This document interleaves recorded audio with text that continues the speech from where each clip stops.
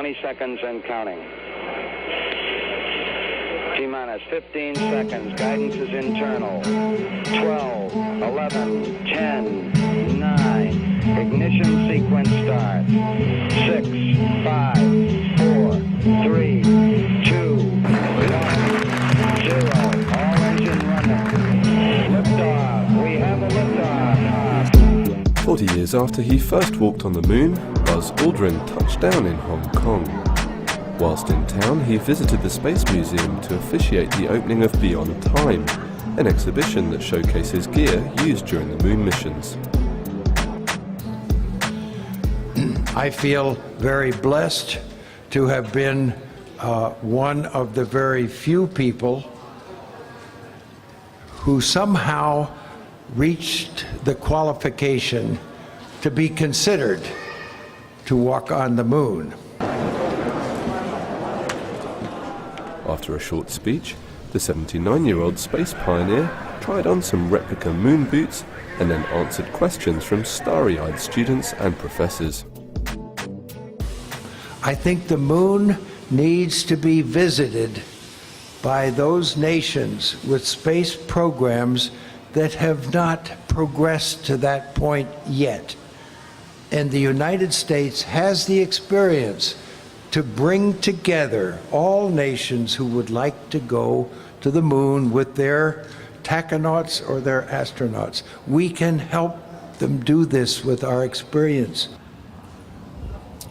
After Neil Armstrong came down the ladder, and before his small step, he jumped back up to the bottom of the ladder just to prove that we could do that. It's a big step.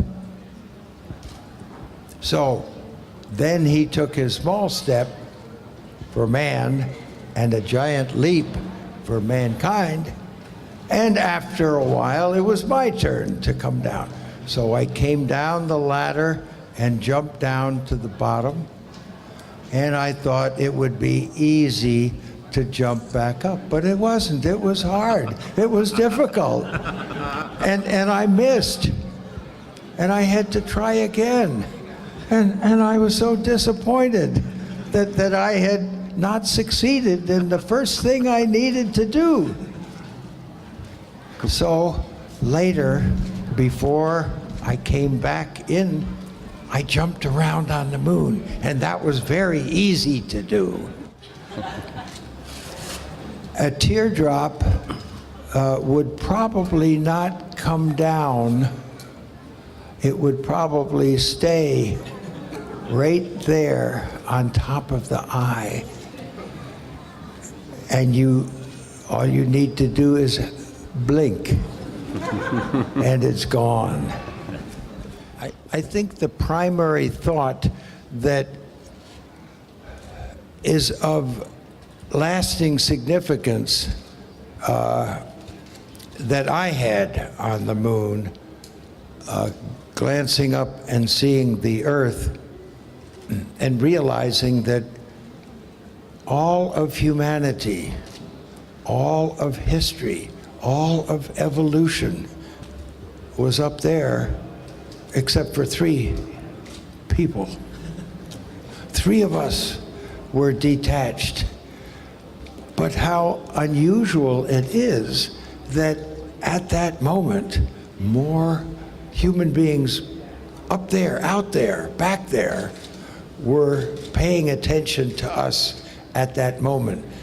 Any nation at any time in the future that decides that there is a pathway that can be started, that will lead eventually, that could lead to human beings settling on another planet in a growing, permanent way, that the leader of that group of people, even though many other leaders will have to endorse that plan to make it succeed, that the leader that starts that pathway will be very kindly remembered by history.